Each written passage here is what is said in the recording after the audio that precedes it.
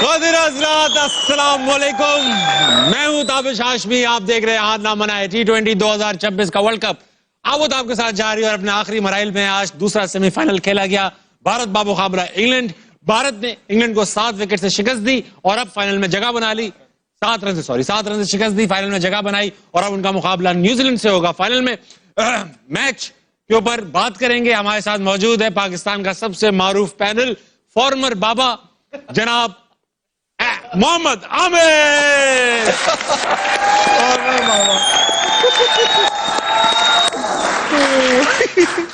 और जनाब अली इनके साथ मौजूद है अफगानिस्तान के साबिक कोच, पाकिस्तान के साबिक कप्तान कैप्टन शरीफ राशिद लतीफ। इनके साथ मौजूद है पाकिस्तान के ओपनर, मशहूर नकात, ख्यालात में आजाद अहमद शहजाद। और अब आज के नए फिर से बाबा अहमद शहजाद के हाथों में आ चुका है। जय हो जय हो। कल अहमद फिर नहीं आया। कल अहमद भाई ने कहा इंडिया जीतेगा, इंडिया जीत गया। 7 विकेट से 7 रन से ही जीता। ऐसा मुकाबला हुआ, सख्त मुकाबला। आमिर भाई आपने कहा था इंडिया नहीं पहुंचेगा सेमीफाइनल में, वो पहुंच के जीत के फाइनल में भी पहुंच चुके हैं। आज आपका इंस्टाग्राम और ट्विटर भरा हुआ होगा और ऐसी ऐसी बातें होंगी जो ना सिर्फ गंदी होंगी, फिजिकली इम्पॉसिबल नहीं। वो तो लोग हैं, हम तो क्रिकेट पे बात करते हैं। क्रिकेट बहुत अच्छी हुई आपने देखा, और आज इंडिया कंप्लीट क्रिकेट खेला। बाकी इनके सारे मैच देख लें, ऐसी पूरे टूर्नामेंट वो क्रिकेट नहीं खेला, राइट। वो अच्छी क्रिकेट खेले और जितना उनको क्रेडिट बनता है कम है, लेकिन आई थिंक मैंने प्रेडिक्ट अच्छी की थी टीम की इंग्लैंड। अब कैच तो मेरे हाथ में तो नहीं है ना कि कैच छोड़ दो। अब एक इनफॉर्म बैट्समैन का कैच छोड़ेंगे जब वो 15 पे खेल रहे हैं, उसने 35 बॉलों पे 90 कर दी है, तो फिर यही डिफरेंस पड़ता है ना। और आप देख ले, आप 7 रन से हारे हैं।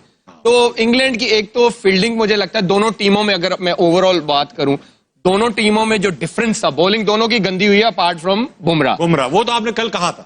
तो एक तो हैरी ब्रूक ने जो कैच छोड़ा इनफॉर्म बैट्समैन को, जो अक्षर पटेल ने पकड़े 2 कैच, हैरी ब्रूक और विल जैक जिस तरह खेल रहे थे, अगर वो कैच वहां पे ना होता, ये 1 ओवर पहले चेस होना था। ये मैं आपको बता रहा हूं। अगर क्या नाम है उसका यार, आर्चर वो आके एंड पे 3 छक्के मार सकता है, और जिस तरह विल जैक्स खेल रहा था आराम से जीते। लेकिन आई थिंक क्रेडिट जितना इंडिया को देना चाहिए वो कम है, क्योंकि वो कंप्लीट क्रिकेट। लेकिन राशिद भाई इस बात पे कहूंगा, अगर ना मगर नहीं, बड़ी अच्छी बात किया। मतलब ये है कि मुझे तो मिसगाइड इन्होंने किया। आप इनकी उसमें चले गए। मिसगाइड, मैं तो इधर जा रहा था। हमें हैरी ब्रूक ने किया ना, बाबा का खिताब इनको मिला हुआ है। जी, अभी ना थ्रिलिंग मोमेंट्स का वक्त है, इसी कैचेस पे बात होगी। Thrilling moments these are brought to you by house of Noorpur. आइए देखते हैं ये जो ख्याल है,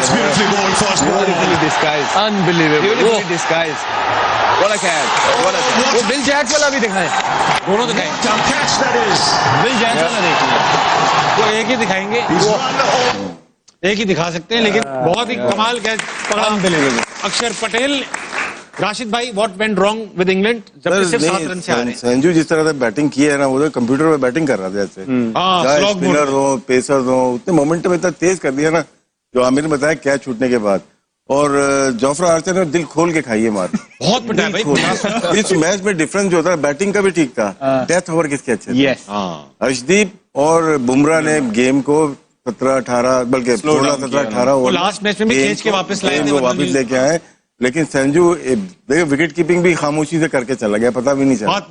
इतना जबरदस्त कंपोज प्लेयर, इतना काम, बैटिंग, पूरे बैटिंग का मोमेंटम जो बनाया, वो बनाया सेमीफाइनल और फाइनल का। मेरे ख्याल से मैन ऑफ द टूर्नामेंट भी वही होना चाहिए। संजू बिल्कुल, जिस तरह से उसने क्रिकेट खेली है, उसने सबको ही हैरान कर दिया। और क्रेडिट जाता है इंडियन जो मैनेजमेंट है कि उस पर कितना ट्रस्ट किया है, फ्लॉप होने के बाद भी ट्रस्ट किया, और उसने भी डिलीवर जिस तरह से। अच्छा, संजू सैमसन ने आज मैच प्रेजेंटेशन में कहा कि ये man of the match Bumrah deserve करते हैं। बड़ी बात ऐसी विकेट पे। जनाब अहमद शहजाद, कल आपने इंडिया का नाम लिया था जब आपसे प्रेडिक्शंस ली गई, आपका क्या अंदाजा था जबकि इंग्लैंड अच्छा खेल रही? नहीं, दोनों की प्रेडिक्शंस अच्छी थी, बड़ा क्लोज मैच हुआ है, कोई भी जीत सकता था। इवेंचुअली थोड़ा सा ये होता है कि इसमें फेवरेटिज्म आ जाता है कि भारत का जो इंफ्रास्ट्रक्चर है वो इस तरह का है कि they are built for these sort of stages. उन्होंने उन आईपीएल से उनको बहुत फायदा हुआ है। जिस तरह वो प्रेशर को अब्सॉर्ब करते हैं ना, जो इंडिविजुअल्स हैं, और क्रंच मोमेंट्स को जो अपनी तरफ लेके आते हैं, दैट इज फिनोमिनल। 200 पे खेल रहे थे, जोफ्रा आर्चर का ओवर था, उनको पता है कि विकेट अच्छी है, इंग्लैंड की बड़ी बैटिंग लाइन है, वो 250 तक जाना था, उन्होंने पूरा प्लान था। और उसके बाद जो सारी, तो संजू की भी बात कर दी, फिनोमिनल प्लेयर है, बहुत जबरदस्त क्रिकेट खेल रहा है, बड़े मैचेस के अंदर परफॉर्मेंस कर रहा है, बहुत अच्छे। लेकिन जो एंड वाले प्लेयर भी हैं, तिलक वर्मा की अगर आप बात करेंगे, तो जब जोफ्रा आर्चर का ओवर आया है, उसको पता था कि ये 2 फील्डर ऊपर हैं और ये यॉर्कर मारेगा विकेट के ऊपर। प्री मेडिटेट वो पीछे हुआ, अच्छी पोजीशन में रह के उसने यॉर्कर को फुल टॉस बना के उसमें छिक्का लिया। It was a very very good shot. फिर उसको पता था कि यहाँ से अब मैंने इसको छिक्का मार दिया है, आर्चर बड़ा बॉलर है, अब ये मुझे या स्लो करेगा या शॉर्ट करेगा। वो रेडी था, उस पोजीशन में था, उसने अगली बॉल पे फिर उठा के छिक्का। So these are the moment. वो एक ना, वो बहुत इंपॉर्टेंट मोमेंट था। अगर वो 250 पे फिनिश ना करते, देख ले 7 रन से हारे, अगर थोड़ा सा हम होते तो शायद होता ही है कि यार 225 भी कर लिया, चलो बट ठीक है, बॉलिंग पे डाल देंगे। नहीं, उन्होंने एंड तक, उन्हें पता था कि हमने कुछ छोड़ना ही नहीं है, उनकी इतनी एबिलिटी है कि वो चेस कर सकते हैं। फिर आप ये देखें कि बुमराह का जो फैक्टर है, बहुत बड़ा फैक्टर है। उसने अंडर प्रेशर आज भी उसने अपने स्किल की एग्जीक्यूशन की है।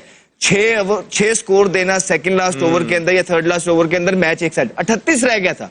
अब सेकंड लास्ट ओवर सबसे इंपॉर्टेंट ओवर होता है मैच का, वो आ गया उसके पास, पांड्या के पास। वो मेक और ब्रेक था। पहली बॉल पे उसको छिक्का पड़ा, यॉर्कर मारने गया, एग्जीक्यूशन में फ्लो आया, बड़ा जबरदस्त उसने छिक्का मारा। उसके बाद वो 5 बॉल जो अगले उसने किए, उसको पता था कि यॉर्कर तो वो नेल नहीं कर सकता, लेकिन उसके बाद जो सबसे मुश्किल बॉल होता है वो लो फुल टॉस को पुट अवे करना होता है। वो लो फुल टॉस करता गया, लेकिन उसने जो है ना, कोई शॉर्ट बॉल या स्लो बॉल या बाउंसर करने की ट्राई नहीं की। वो 9 रन पे जो उसने ओवर निकाला और आखिरी ओवर में बड़ा ज्यादा स्कोर रह गया था, वहीं से उसने गेम फिनिश किया। और दुबे का एक ओवर, क्योंकि हमने पहले भी कहा था कि उनका एक वीक लिंक है, दुबे को उन्होंने निकालना है, वो आज भी इतने स्कोर थे कि बच गया। ऑल इन ऑल, मैंने आपको ये भी कल बोला था कि बड़ी टीमें जो होती हैं वो राइट मोमेंट पे पीक करती हैं, and India is peeking on a very very right time. 19th over था ना, जैसे बात की, बहुत इंपॉर्टेंट था। यहाँ पे अगर 15 रन बन जाते तो 22-23 रन रह जाते, और वो हो जाने थे। रूबे करते, अक्षर पटेल और ब्रूक्स के आज 2 ब्लंडर्स हैं। एक जो उसने कैच छोड़ा और एक आखिरी ओवर उसने जैक से करवा दिया। ये 2 पांड्या खेल रहे और तुमने ऑफ स्पिनर को बॉलिंग करवा दिया है। ये 2 ब्लंडर हो गए। हालांकि उसका पड़ा हुआ था, किसका? ओवरटन का एक ओवर पड़ा हुआ था, लेकिन वो ऑफ स्पिनर को ले आया पांड्या के सामने आखिरी ओवर में। उसमें 18-19 हुआ है, लेकिन फिर भी you have to kill it, nail it.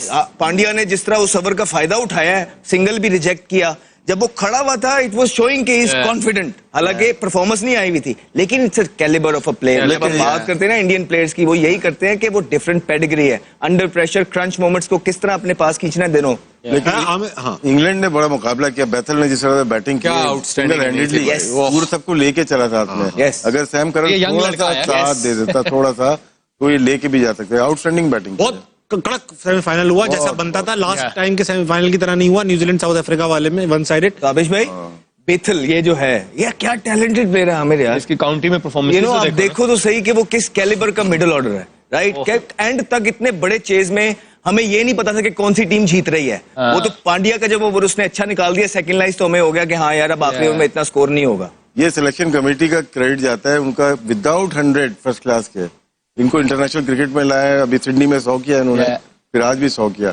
कभी कभार होता है कि आपको फर्स्ट क्लास क्रिकेट को नहीं देखना होता अगर बहुत आउटस्टैंडिंग टैलेंट हो, लेकिन डिलीवर भी करे वो। आज उन्होंने डिलीवर किया, टेस्ट मैच में भी किया। आमिर भाई, आपकी सारी ये प्रेडिक्शन तो खराब हो गई, मगर अभिषेक शर्मा के बारे में जो आप कह पड़े हैं, आप खा गए जवान लड़का। नहीं, वो बेचारा आज भी खा गया। नहीं यार, देखिए, मैं सीरीज में और एक आईसीसी के इवेंट्स में ना जमीन आसमान का फर्क होता है।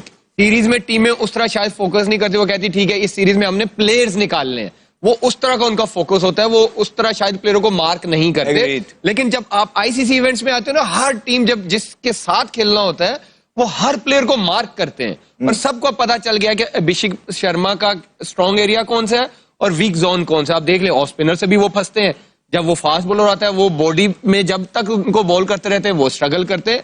तो इंटरनेशनल क्रिकेट में बड़े इवेंट्स में परफॉर्मेंस करने के लिए ना आपको बड़ा, आपकी टेक्निकल, आपको मेंटली बड़ा स्ट्रांग होना पड़ता है। आप सैमसन क्यों कर रहे हैं संजू जो है, क्योंकि आप उसका बैकग्राउंड तो देखें ना, पहले उसकी टेक्निक देखें, फिर उसका फर्स्ट क्लास का करियर देखें, फिर उसका आईपीएल का करियर देखें, वो हर तरफ खेलता है। अब जो 1 डायमेंशनल प्लेयर है, मैंने स्टार्टिंग में भी कहा था, T20 में अब नहीं चलता। तो आपको हर तरफ, आप बैथल की इनिंग्स देख ले, स्पिनर आ रहा है उसको भी रिवर्स मारा, उसने पहली 2 बॉलों पे 2 छक्के, वरुण चक्रवर्ती तीसरी रिवर्स स्वीप पे उसने छक्का मार दिया। पिन भी पकड़ा जाएगा, मुझे लगता है सब। फिन खेलता है हर तरफ, नहीं, खेलता लेकिन है। हर तरफ तो शॉट मारता है मारता है, ना, हर ये नहीं तरफ कि मारता एक है। दो शॉटों पे। अब आपको वन डायमेंशनल प्लेयर जो है ना वो नहीं चल सकते क्रिकेट में, अब आपको हर तरफ खेलना पड़ता है। 360 प्लेयर्स चल। आपको चाहिए, वो चाहिए। तो रास्ता सलमान अली आगा ने दिखाया सबसे पहले ऑफ स्पिन। अच्छा मुझे हाँ वो ही हाँ मार्करम ने आउट किया। एज अ बैटर, सॉरी, हाँ बोलो बोलो। नहीं आप नहीं मैंने कहा मार्करम ने भी आउट किया, आज भी विल जैक ने आउट किया। और फिर नीदरलैंड वाले ने ऑफ स्पिनर ने दत्त ने आउट किया था। अच्छा अहमद सलमान अली आगा भाई, मैन ऑफ आमिर द भाई मैच। ये बताओ आपने सैम करन को T20 का मायनास प्लेयर घोषित किया था, डिक्लेयर किया अच्छा था player जब है स्टार्ट हो रहे थे। Yes. आपने कहा था बॉलर भी आज 53 रन खाए 0 विकेट पे, और आज तो हरवाया खाए तो उसने। सब नहीं है, नहीं। 36 तो बुमराह ने भी खाए या हैं। विकेट भी ऐसा था, अब आर्चर जैसा बंदा 60 खा गया, 65 यार, खा गया। 60। आदिल रशीद जो one of the best spinner, उसको 42 हुआ। सैम करन की अगर आप ओवरऑल परफॉर्मेंसेस देखें, जहां भी वो जाता है वो परफॉर्म करता है, ये कोई तुक्के से नहीं होता। वो जिस लीग में खेलता है परफॉर्म करता है, इंग्लैंड से खेल रहा है परफॉर्म कर रहा है, तो प्लेयर तो वो है। आज इसमें तो नंबर कोई नीचे शक हो गया था थोड़ा सा। अच्छा ये बताओ 500 रन पड़े आज अहमद भाई जी। 40 ओवर में। जी। 40 ओवर में 500 रन पड़े हैं, क्या ये क्रिकेट के लिए अच्छा है? नहीं, क्यों नहीं अच्छा? देखिए, यू गॉट टू बॉम्बे में बनते हैं। bowlers के लिए अच्छा द मेरिट, आपको वहां तक पहुंचना है। ये दुनिया की पेस है, दुनिया आपको करके दिखा रही है, Yeah. तो आपने भी तो वहां उनको मिलना है जाके। इसी बात को तो रोना है। मैं क्या, राशिद भाई अहमद ने अच्छी बात की थी कि हम 225 करते हैं, मैं समझा हम 125 करते हैं, ये गलती से बोल हाँ यहाँ पे भी हम 125 कर लेते हैं। हम जब कहते हैं ना you got to be ruthless, तो जब वो 225 पे खेल रहे थे ना, तो 225 पे अगर हमने किया होता ना तो 225-30 पे फिनिश कर देते, लेकिन वो 250 पे लेके गए हैं वहां से। माइंडसेट देखे ना, माइंडसेट देखेंगे कितना बड़ा मैच है, प्रेशर है, राइट? उनको पता था कि ये विकेट 200 वाला नहीं है। उनका बॉल वन से यही था कि भाई 230 240 करना ही करना है। तो ये एक बड़ी टीम का ना, जो बड़े होते हैं जिनकी प्लानिंग अच्छी होती है, उनको पता था अगर हम टॉस हार गए हैं, अब हम यहां से 230-40 करेंगे तो बचेंगे। अब जो भी प्लेयर आया उसका आप इंपैक्ट देख लो। किसी ने आके इवन 15 में 165 लगा हुआ था, किसी ने आके यही नहीं कहा कि मैं 2 बॉलें ले लूं। वो जो आया बॉल मिली छक्का, या तो आउट या छक्का। इसमें ये भी होता है ताबिश भाई के प्लेयर्स भी तो ऐसे हैं ना, वो प्लेयरों में तो डिफरेंस देखे ना आप, तो इसीलिए हम कहते हैं जो प्लेयर होते हैं ना, ये सारी चीजें वही कर सकते हैं। होम ग्राउंड का यही फायदा होता है। चले भाई अब वक्त आ चुका है, थोड़ा ऑडियंस को छेड़ा, ऑडियंस ही चलेंगे अभी, कहाँ जाएंगे? जो प्लेयर होते हैं ना, ये सारी चीजें वही कर सकते हैं।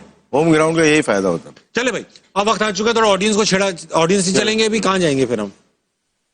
अच्छा मुझे एक चीज बताएं राशिद भाई कि ये जो इन्होंने अभी जिक्र छेड़ा कि आईपीएल का बड़ा इम्पैक्ट पड़ा इंडियन क्रिकेट पे, आप जब भी जिक्र करते हैं हम पीएसएल का, तो हमें बिल्कुल उल्टा लगता है कि आप कहते हैं कभी इस्लामाबाद यूनाइटेड का इन्फ्लुएंस है, कभी फलां चीज का है, कभी पीएसएल देखकर ही प्लेयर आए जा रहे हैं। उनको क्यों पॉजिटिव इम्पैक्ट पड़ रहा है, हमारे यहाँ क्यों अच्छा इम्पैक्ट नहीं पड़ पा रहा? ये जवाब दीजिए। मेरे ख्याल से एक तो स्ट्रक्चर बहुत अच्छा है। 2 महीने के लिए नहीं आती आईपीएल, मुंबई इंडियंस 12 महीने रहती है। मेरी किरण मोरे से बात हो रही थी, वो मुंबई इंडियंस के लिए नीचे काम करते हैं, वो सारा साल प्लेयर्स को ढूंढते हैं। जब जॉन राइट इनके पास था, ये ढूंढ निकले थे, कुणाल पांड्या किसी को देखने के लिए गए थे, वहां पे अक्षर पटेल को देखने गए थे, वहां पे इनको हार्दिक पांड्या मिला और वहीं पे इनको जसप्रीत बुमराह मिला। गुजरात में मतलब अहमदाबाद में इनको मिले, तो क्या है उनका हंटिंग का काम रहता है और पाथवे का इनका काम बीसीसीआई का अपना अलग चलता रहता है, लेकिन प्लेयर्स को आके ये बनाते हैं। जब आपने देखा ऑप्शन होता है कि 1 करोड़ में चला गया, वो पहले से सेटिंग होती है कि इनके पाथवे का प्लेयर है, इनके टैलेंट हंट का प्लेयर है, तो उसी में वो आ जाता है। तो उस पर काम हुआ होता है, वो अचानक से नहीं लेके आते। अचानक से नहीं, तो अचानक से नहीं आया, उसको बहुत देखा। ईशान किशन को भी लिया ना, झारखंड से उठाया उन्होंने, फिर उसके बाद लिया। तो इस तरह से प्लेयर को डेवलप। अब उनका कोचिंग स्टाफ देख लें, अब वो इंडिया ही में सेटल हो गए सारे, बड़े जन वहीं पे रहते हैं। ये नहीं 1 महीने के लिए आए और चले गए, और वहां पे फिर प्रॉपर कोचिंग का सेटअप होता है। और अपने न्यूजीलैंड की हमने बात की थी, सीएसके में उनका फ्लेमिंग कोच था, विलियमसन वहां से खेल रहा था, तो जितने भी आने वाले प्लेयर्स थे वो ट्रेन वहीं पे होते थे चेन्नई में। तो जब भी उनके देखे स्पिनर्स को क्यों अच्छा खेलते हैं। सही बात है। तो ये मेरे ख्याल से ज्यादा अच्छा स्ट्रक्चर है, पूरा साल काम करते हैं, जिसकी वजह फाइनेंशियल भी बहुत स्ट्रांग है। वो आईपीएल से नहीं लाते, वो उनके लड़के फर्स्ट क्लास में परफॉर्म करते हैं, वो आईपीएल के लिए पिक होते हैं, वहां उनको सारा ये एनवायरमेंट मिलता है। यस, फिर वो इंडियन टीम में आते हैं। फर्स्ट क्लास के उनके सबके बैकग्राउंड भी तो देखे ना, अब ये सारे फर्स्ट क्लास खेले हुए, ये आईपीएल की इनिंग से नहीं आए हुए। Apart from I think Abhishek Sharma, उसका मुझे नहीं पता कि वो फर्स्ट क्लास खेला हुआ। Sanju Samson first class player है, क्या कहते हैं, Ishan Kishan first class player है, दुबे फर्स्ट क्लास प्लेयर है, ये Tilak Varma first class player है। जब वो आईपीएल से फ्री होते हैं, अगले काउंटी क्रिकेट जाके 4 डे क्रिकेट खेलते हैं। अब इंडियन के वाइड प्लेयर है जो ब्लास्ट नहीं खेलते, उनको भेजते हैं 4-डे क्रिकेट जाके खेलो। तिलक वर्मा लास्ट ईयर कोई भी हेमशायर से खेल रहा था 4-डे तो क्रिकेट, अलाउ नहीं है। कोई इंडियन लीग दूसरी नहीं खेलती। और देखे ना फिर जो जिस तरह के प्लेयर्स वहां जाते हैं, तो वो लेवल ऑफ क्रिकेट इस तरह का होता है आईपीएल में कि जितना आप कंपेटिटिव प्लेयर्स के साथ खेलते हैं उतना ही कंपेटिटिव प्लेयर बनते हैं। जो प्रेशर हैंडलिंग होती है क्रंच मोमेंट्स को, क्राउड आप देखें, फिर आज दुनिया के नंबर 1 बॉलर, दुनिया के नंबर 1 बैट्समैन से को जब फेस कर रहे होते हैं आप, उस ड्रेसिंग रूम का हिस्सा और उसका माइंडसेट आप बेस्ट सीट से देख रहे हो, तो आप जो गट है ये सारी चीजें पिक करता है, एंड देन वो फिर आप अपने मुल्क के लिए भी इस तरह डिलीवर बड़े स्टेज के लिए रेडी होते हैं। अब आप देखें ना, अभिषेक शर्मा ने बात की थी कि पैट कमिंस हमारे कप्तान थे। अब पैट कमिंस तो बहुत बड़ा कप्तान, कहता है यार उसकी में एक बात मेरे दिल को लग गई। वो कहता है या तो जिस तरह का ये विकेट है ना, या 100 पे आउट हो जाओ, आई डोंट माइंड, ये 200 वाला विकेट है तो 200 के लिए जाओ, अगर 100 पे आउट हो गए आई विल बैक यू। तो ये एक्सपीरियंस है ना, पैट कमिंस ड्रेसिंग रूम में ये बात कर रहा है आईपीएल में, बड़ी बात। और साथ में ट्रेविस हेड बैटिंग कर रहा हो हाँ। और आपका विटोरी कोच हो तो बहुत फर्क पड़ता है। 5 तो इनके पास इंटरनेशनल स्टार थे बड़े जो इनके कोचिंग स्टाफ में होते हैं। यस। अच्छा राशिद भाई, वक्त आ चुका है आप सबके favourite segment hall of fame का। आज देखते हैं हॉल ऑफ फेम में कौन है। आइए। वाज़े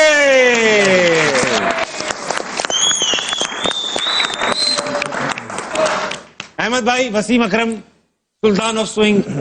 So growing up, watching him bowl, that was one of the best sight as a youngster. And those long hair, you know, that run up, that smooth, silky run up, and then short run up, and then quick arm towards the batter. And वो जो helmet या cap, Viv Richard की उड़ा देना, you know, ये सारे competition, and to be able to serve the nation for the longest period of time, it's not easy being a fast bowler. इतनी लंबी क्रिकेट खेल जाना, शोज के कितने फिट थे, कितनी उनकी बॉलिंग की हुई थी, फर्स्ट क्लास में बेतहाशा, and then become a legend of the game. और आज के अंदर भी, दुनिया के अंदर जिससे भी पूछोगे, चाहे वो दुनिया में जहां कहीं भी होगा, उससे पूछोगे who is your favourite left arm seamer, वो एक ही नाम लेता है, Wasim Akram. And we are very lucky to have him in our country basically. भाई वाह वाह, द ग्रेट वसीम अकरम। ये भाई वो 2 जगह लीड किया, 96-99। राशिद भाई एक वर्ल्ड कप तो जीत जाना चाहिए था बस। एक तो 92 का तो जीते ना यार। 92 का तो कप्तान नहीं था। लेकिन जितवाया था फाइनल में जो 3 देखिए इसमें जो मैं बात करना चाह रहा हूँ, ये वो बॉलर थे जिनको वर्कलोड की जरूरत नहीं होती थी। किसकी? वर्कलोड की। जैसे आजकल चल रहा है ना आप लोग, ये तो पूरे काउंटी खेल के आते थे, काउंटी खेल, और मैचेस भी ज्यादा होते थे। उसके बाद वनडे क्रिकेट पाकिस्तान की, फिर उसके बाद टेस्ट मैचेस, और हमने तो नहीं देखा इनको कि रेस्ट करते हुए। जब भी मैचेस होते थे काउंटी से आए, स्ट्रेट अवे मैचेस में आए, इंटरनेशनल मैच में आते थे। हम लकी हैं कि लोगों ने तो टीवी पे देखा, आप लोगों ने, हमने विकेटों के पीछे से इनको देखा है। और क्या बॉलिंग थी, जैसे एक स्पेल था इनका। कोई किस्सा सुना दीजिए जो ऐसा टीवी पे। रावलपिंडी में नया ना एक वो आया था रूल कि जब आप बाहर चले जाएंगे ना 15 मिनट या 20 मिनट, तो 40 मिनट आप फील्ड में नहीं बॉलिंग नहीं कर सकते। तो वो पहला टेस्ट था, ऑस्ट्रेलिया से पिंडी में था। तो ये चले गए, थोड़ा सा आए, फिर शाम को वापिस आए। तो अंपायर शायद रियाजुद्दीन था, शकूर रानू था, न्यूट्रल अंपायर शायद, या डिकी बर्ड होगा, उसने मना कर दिया कि बॉलिंग नहीं। तो वसीम भाई को गुस्सा आ गया। वो मिड ऑन पे खड़े हुए थे, पर उनकी जो लैंग्वेज थी उन्होंने शुरू हो गए, गालियां देना शुरू। अब वो सुबह, अब अगले दिन सुबह शाम हो गई थी ना, अगले दिन आए, स्टीव वॉ बैटिंग कर रहा था 92-93 पे, और 6 ओवर करके गए, और एक बॉल भी नीचे नहीं गई, एक भी ऊपर से नहीं गई, सारी यहीं पे बॉल थी। और मैंने इंतमाम स्लिप में था, मैंने इंतमाम से कहा कि इससे तेज बॉलिंग मैंने नहीं देखी लाइफ में। हालांकि वो तेज नहीं थे, मगर ठीक थे, बहुत तेज, क्योंकि मैं आगे खड़ा हुआ था, एक बॉल 2, दूसरा ओवर पीछे पीछे पीछे होते चले गए, और रिवर्स के साथ। जब उन्होंने 5वां ओवर से छोड़ा है तो 98 था स्टीव वॉ के, फिर वकार ने पहले ही ओवर में आके उसको आउट कर दिया था। तो बुक लिखी है जिसने स्टीव वॉ ने, उसमें लिखा है, मेंशन किया कि मैंने लाइफ में सबसे ज्यादा जो तेज स्पेल खेला है वो वसीम अकरम का रावलपिंडी 94 में। आउटस्टैंडिंग, बहुत तेज बॉलिंग थी। वैसे तो बाकी आप लोगों ने टीवी पे तो देखा ही होगा सारा, देखा है। राशिद भाई, बांग्लादेश का मैच याद आ गया 99 का, लेकिन बात करेंगे आमिर भाई से। आमिर भाई ना, आपके तो गुरु हैं, आपके तो इंस्पिरेशन है। मेरे तो आई थिंक फेवरेट है। दुनिया में कभी भी किसी बेस्ट बॉलर का नाम आता है, मैं कहता हूँ इनसे कोई बेस्ट नहीं हो सकता। वो चाहे बाद में आए या ना आए, मैं नहीं मानूंगा, क्योंकि ये मुझे लगता है कि, और हम लकी हैं, जैसे अहमद ने बोला कि ये पाकिस्तान से हैं, तो आई थिंक जहां भी क्रिकेट का नाम आता है, एम्बेसडर है पाकिस्तान क्रिकेट। और यस, इनका नाम जरूर आता है। कभी टिप्स लिए आपने? यस, 2-3 साल हमारे साथ कराची किंग्स में इन्होंने काम किया है। यस, फायदा हुआ आपको? बहुत फायदा हुआ, बहुत फायदा हुआ। वसीम अकरम के लिए भाई आने क्रिकेट तो इन्होंने खेली है, हमने तो खाना पूरी की है। जो एंजॉयमेंट, जो खेलना, जो मजे, जो केस। तो आजकल सुनते हैं कि बहुत मीटिंग्स होती हैं, लंबी लंबी होती हैं, इन लोगों की होती होंगी। ये तो होते थे ना दो, या मुशीबी साथ में या सकी होता था, मीटिंग ज्यादा देर नहीं होती थी। अच्छा। और ये टीमें इतनी अच्छी नहीं होती थी, न्यूजीलैंड, श्रीलंका, इंग्लैंड वगैरह, इंग्लैंड को हराया बहुत बार। तो हमें बहुत लंबी कंप्यूटर खोलने की जरूरत नहीं थी, हमें पता था होना क्या है। बहुत ही रजा वक्त एक छोटे से ब्रेक का लेंगे, वापस आएंगे। वेलकम बैक टू हारना मना है। क्रिकेट में बात हो रही है, दिलचस्प सनसनीखेज तज्जिया जारी है। पूछना ये चाहता हूं, कल वनडे टीम डिस्कस हुई, बहुत देर तक सैर हासिल गुफ्तगू हुई, फखर जमान नहीं मिले, इस पे बात नहीं हो पाई कल हमारी। वनडे टीम में फखर जमान नहीं है, फखर जमान क्यों नहीं है? अच्छा मैच खेलने के बाद इस पे बात करेंगे अभी हैं? मैच देखने के बाद इतना अच्छा मैच हुआ है आज, उसके बाद इस पे बात करेंगे। तो यार अब क्या बात करें? सब इतना अच्छा खेल रहे, अपना भी तो कुछ डिस्कस करूं। चले ऑडियंस से बात करते हैं, छोड़े बाहर में गया सब। कौन है भाई ऑडियंस में? जिंदा अस्सलाम वालेकुम। वालेकुम सलाम। क्या नाम है? हसन नाम है सर मेरा। हसन नाम है तुम्हारा? हसन, हसन को सवाल है आपके पास? सर मेरे पास क्वेश्चन तो नहीं है, चंद लाइंस लिखी है मैंने। चंद लाइंस लिख ली इसमें सर खास बात ये है कि आपको डेडिकेट करना चाहता हूँ सबको, और ये मैंने खुद लिखी है। अल्लाह खैर करे, सुना दो। दिल की वीरान फिजा में कोई खुशबू न रही, वाह। हमने जब इश्क कहा फिर कोई दुनिया न रही, रात आंखों में कटी ख्वाब बिखरते ही रहे, रात आंखों में कटी ख्वाब बिखरते ही रहे, सुबह आई तो दिल शौक में बसीरत न रही। वाह। मैंने तकदीर की तहरीर मिटानी चाही, पर मेरे हाथ में इतनी भी इजाजत न रही। आमिर की तरह चुपचाप सह लेता रहा मैं, अहमद की तरह सब्र में शिद्दत न रही। आमिर की तरह चुपचाप सह लेता रहा मैं, अहमद की तरह सब्र में शिद्दत न रही। राशिद के लबों जैसी दुआ दिल में रही, ताबिश के चिरागों सी हरारत न रही।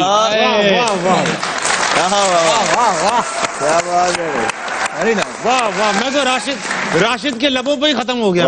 और हमने चाहा था जिसे जान से बढ़कर शायद, वाह वाह, फिर उसी चाह में जीने की जरूरत न रही।